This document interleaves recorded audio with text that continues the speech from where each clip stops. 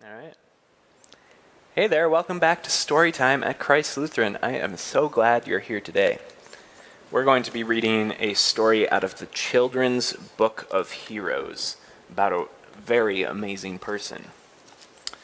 This story is called Helen Keller's Teacher. Let's read it together. Helen Keller was not like most little girls. She could not see the flowers blooming in her yard, or the butterflies floating from blossom to blossom, or the white clouds drifting in the high blue sky. She could not hear the birds singing in the treetops outside her window, or the laughing and singing of other children at play. Little Helen was blind and deaf. That means she can't see and she can't hear. And because she could not hear people talking, Helen had never learned to speak.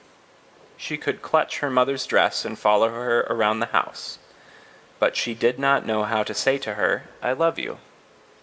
She could climb into her father's lap, but she could not ask him, "Will you read me a story?" She lived in a dark, quiet world where she felt all alone. Here's Helen sitting in the garden with a doll. One afternoon, when she was almost 7 years old, Helen stood on her porch. She could feel a warm glow on her face, but she did not know it came from the sun. She smelled the sweetness of the honeysuckle vine growing beside her house, but she did not know what it was. Suddenly, Helen felt two arms wrap around her and hold her close. She knew at once it was not her mother or her father. At first she kicked and scratched and hit, trying to drive the stranger away. But then she began to wonder who it might be.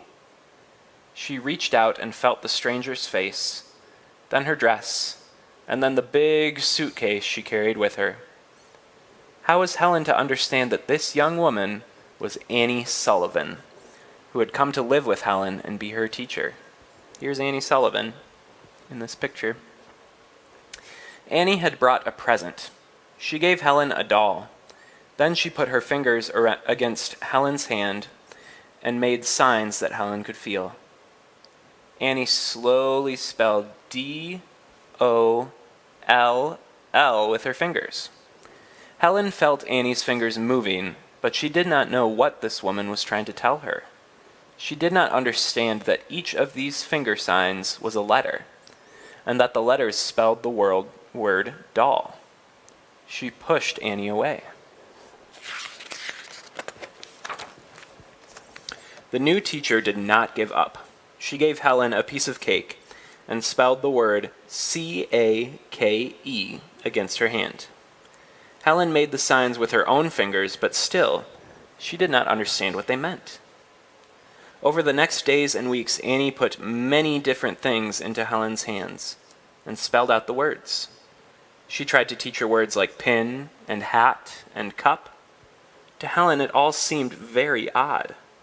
She grew tired of this strange woman always taking her hand. Sometimes she grew angry with Annie and began striking out at the darkness around her. She kicked and scratched, she screamed and growled, she broke plates and lamps. Sometimes Annie wondered if she would ever be able to help little Helen break out of her lonely world of darkness and silence. But she promised herself she would not give up. Here's Annie Sullivan, the teacher, trying to teach Helen all these signs. Then one morning, Helen and Annie were walking outside when they passed an old well. Annie took Helen's hand and held it under the spout while she pumped. As the cold water rushed forth, Annie spelled W-A-T-E-R. Helen stood still. In one hand, she felt the cool, gushing water. In the other hand, she felt Annie's fingers making the signs over and over again. Suddenly, a thrill of hope and joy filled her little heart.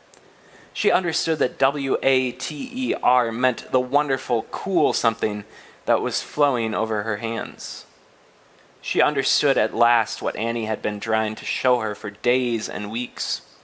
She saw now that everything had a name, and that she could use her fingers to spell out each name. Here's Helen at the well, feeling the cool water rush over her hand. Helen ran laughing and crying back to the house, pulling Annie along with her.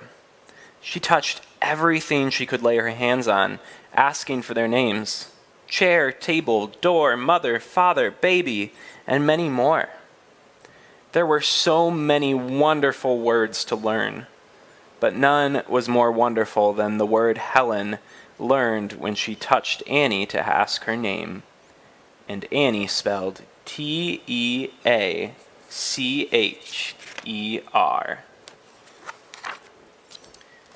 Helen Keller never stopped learning. She learned how to read with her fingers and how to write and even how to speak. She went to school and to college, and Annie went with her to help her learn. Helen and Annie became friends for life. Helen Keller grew up to be a great woman. She devoted her life to helping people who could not see or hear. She worked hard and wrote books and traveled across the seas. Everywhere she went, she brought people courage and hope. Presidents and kings greeted her, and the whole world grew to love her. A childhood that had begun in darkness and loneliness turned into a life full of much light and joy. And the most important day in my life, Helen said, was the day my teacher came to me. The end. That's the story of Helen Keller and her amazing teacher. Thanks for coming to Storytime today. It was so wonderful to be with you. I hope you have a wonderful day. Goodbye.